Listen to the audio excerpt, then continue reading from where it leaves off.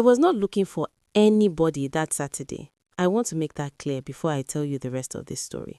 I was not lonely. I was not desperate. I was not one of those women driving around Abuja hoping something would happen. I had my own apartment in Maitama. I had a job I had worked 6 years to build. I had a car I bought with my own money and a life I was proud of. I was not looking for anybody. I was coming back from my friend Adaize's place after a long afternoon of eating and talking and laughing the way only old friends can. It was around 6 p.m. and the traffic was doing what Abuja traffic does when you are tired and just want to get home. I had my music playing low and my mind was already at home before my body was. That was when I saw him. He was sitting on the concrete pavement outside a petrol station along Kubwa expressway. Not begging exactly, just sitting there with his elbows on his knees and his head slightly bowed, like a man who had run out of the energy required to even ask for help anymore. His clothes were dirty, his shoes were finished, but even from inside my car, I could see that this was not a man who had always been in that condition. There was something about the way he sat, something about his face when he looked up and our eyes met for just 1 second before I looked away and the traffic moved. I drove 3 streets before I turned around. I still cannot fully explain why I turned around. I just kept seeing that face. Not a desperate face, not a begging face, just a tired face. The face of someone who had been fighting something for a long time and was simply resting for a moment before they decided whether to keep fighting or stop altogether. I went back. I parked and I rolled down my window and I asked him if he had eaten. He looked at me for a long time before he answered, like he was trying to understand what kind of person stops their car to ask a stranger on the pavement if they have eaten. Then he said no, quietly, just no. I bought him food from a nearby place, rice and chicken and a cold drink. I passed it through the window and I drove away. But I came back the next Saturday, and the Saturday after that.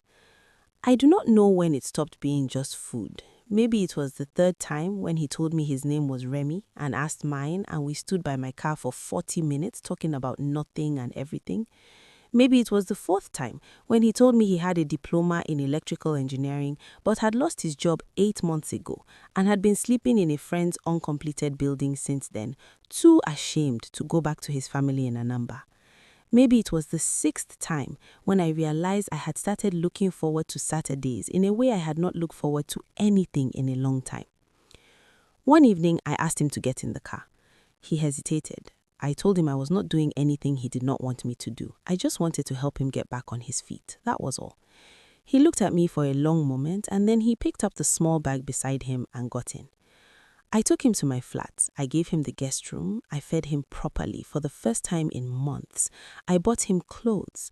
Within 2 weeks, the hollow look in his face was gone, and I could see what he actually looked like when he was not starving. He was sharp, he was funny, he made me laugh in a way nobody had made me laugh in years. He fixed everything in my flat that had been broken for months without being asked. He had an energy about him once he was rested and fed that made you want to invest in whatever he was going to become. I invested. I used my savings and my connections to help him register a small electrical contracting business. I made calls, I introduced him to people, I put my name behind his name in rooms where my name meant something. Within a year, the business was running. Within 2 years, it was doing well. Real money, real contracts, government contracts through people I knew. Somewhere in the middle of all of that, we fell in love. And I want to tell you about that part properly because I do not want you to think this was just a transaction that went wrong. What Remy and I had in those early years was real. He was the kind of man who remembered small things, the way I liked my tea, the fact that I hated driving in the rain. He would call me in the middle of his workday just to say he was thinking about me. On Sunday mornings, we went to church together and sat in the same pew, and he would hold my hand during the sermon, the way people hold hands when they are genuinely grateful to be sitting next to the person beside them. We were happy, genuinely happy. We got married in a ceremony that his entire family attended. Mama Remy hugged me at that wedding and told me I was a gift from God to her son. Our first son, Chidi, was born 14 months later. Then our daughter, Adana, came 2 years after that. We had a home, a real home, not just a house, a place where something warm lived in the walls. For 3 years after the children came, we were everything a family is supposed to be. Chidi coached Chidi's little football team on Saturday mornings. Adana had her father wrapped completely around her smallest finger. We argued sometimes, the way all couples argue, but we always came back to each other because what we had felt worth coming back to. I look at those years now and I feel something I cannot name. Not quite grief, not quite regret, something that sits between the two. The first sign that something was shifting was small, so small I almost missed it. It was about a year after his biggest contract came in, a government contract so large it moved us from comfortable to wealthy almost overnight. Remy stood at an industry dinner podium and gave a speech about how he built the business from nothing through hard work and vision and God's grace. He spoke for 8 minutes and he did not mention me once. I told myself he was nervous. I told myself it was just the moment. Then the money got bigger, and the house we moved into got bigger, and the circle of people around Remy got bigger. New friends appeared who had not been there during the struggle, business associates who wore expensive watches and spoke to Remy like I was not in the room. They fed him a version of himself that had no Chioma in the origin story, and he ate it, slowly at first, then hungrily. And somewhere in that new circle was a woman named Sandra.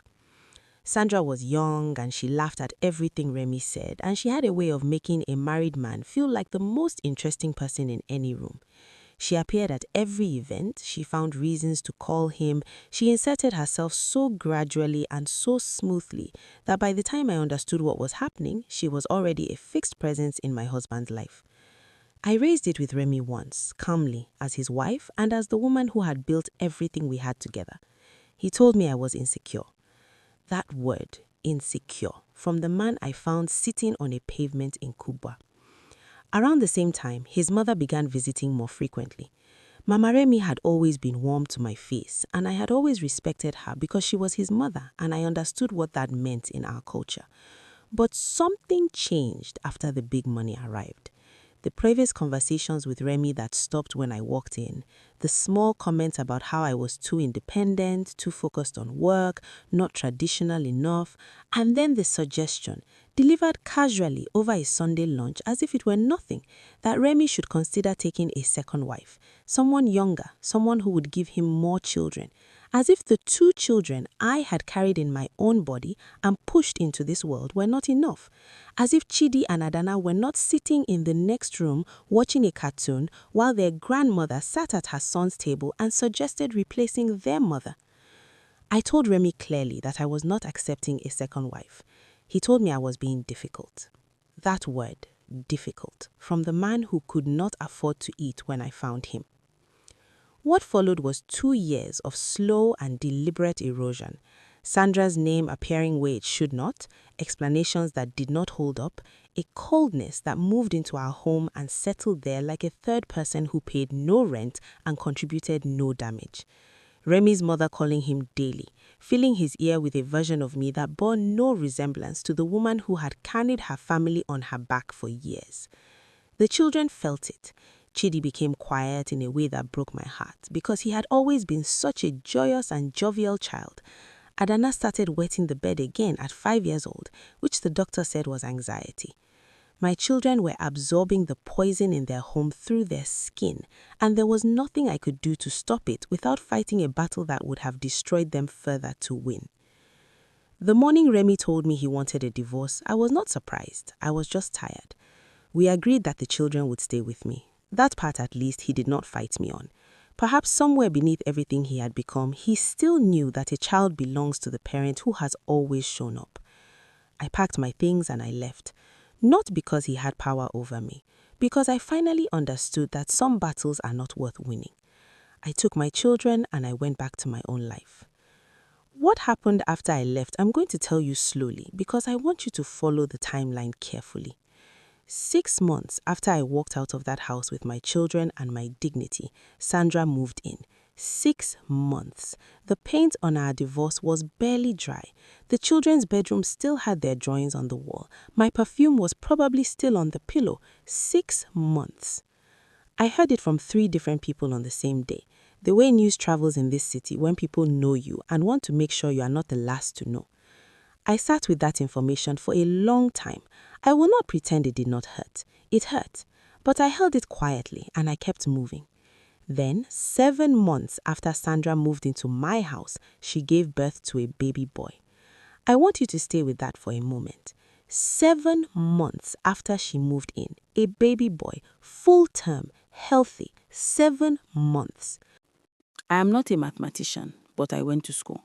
And I know that a full-term pregnancy is 9 months, which means that baby was conceived approximately 2 months before Sandra moved into that house, which means that baby was conceived while I was still in that house, while I was still his wife, while I was still cooking in that kitchen and sleeping in that bed and taking our children to school every morning and fighting every day to save a marriage I did not yet know was already completely over.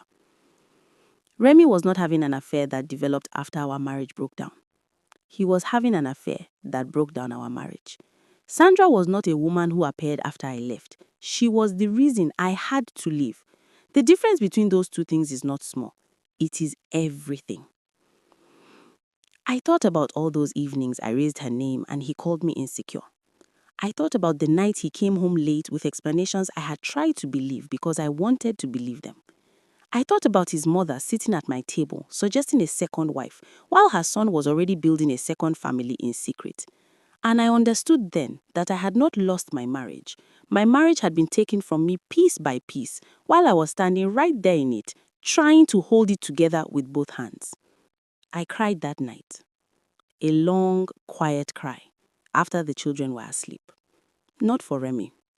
Not even really for myself. I cried for the version of me that had turned her car around on Kubwa expressway because she saw something worth stopping for. That woman deserved better than what she got. And I sat with her that night, and I let her cry, and then I got up the next morning and I kept going. Because my children needed me to keep going. And because I had kept going before with far less than I had now. The business problem started about a year after Sandra moved in. The government contracts dried up one by one. It turned out that several of those connections traced back to my network, to people who knew me and had extended their trust to him because of me. Without me, that trust had no foundation, and nobody told him that until it was already gone. The new friends disappeared with the money the way new friends always do. Sandra left when the account statement stopped looking the way they had looked when she arrived. Remy's mother, who had pushed so hard for this new life, went quiet in the way people go quiet when the thing they advocated for falls apart publicly. I heard all of this from people who kept me informed. I said nothing. I did not post anything. I did not celebrate. I just heard it and sat with it quietly. The last thing I heard was that the house was being sold to cover debts, that Remy had gone back to Anambra, back to where he started. I thought about that pavement outside the petrol station sometimes. I thought about the man sitting on it with his head bowed and his shoes finished, and that tired face that made me turn my car around. I do not regret turning around. I want to be honest with you about that. I do not regret a single Saturday I brought him food. I do not regret seeing something in him worth investing in.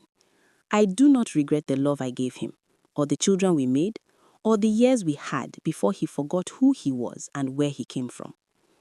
What I regret is staying 2 years longer than I should have, believing that the man I found on that pavement was still somewhere inside the man he became, thinking that love was enough to compete with money and flattery and a mother who wanted a different daughter-in-law. Love is not always enough. That is the hardest thing I have ever had to learn. But I am fine now. My children are fed and safe and loved. Chidi is 9 now. Adana is 7. They see their father when he arranges it, which is less often than either of them deserves. I do not speak badly about him to them because they did not choose any of this, and they love him in the simple, uncomplicated way that children love their fathers regardless of what those fathers have done. I let them have that love. It cost me something to let them have it, but I let them have it anyway because I am their mother, and that is what mothers do. My life is mine again, in a way it had stopped being for a long time. I just wanted you to hear the full story from me, because Remy will tell his own version one day. And in his version, he will be the hero of it. He always was. Now I know you enjoyed the story. Please like the video and subscribe because the next video is going to blow your mind. So turn on the notification button so you don't miss it.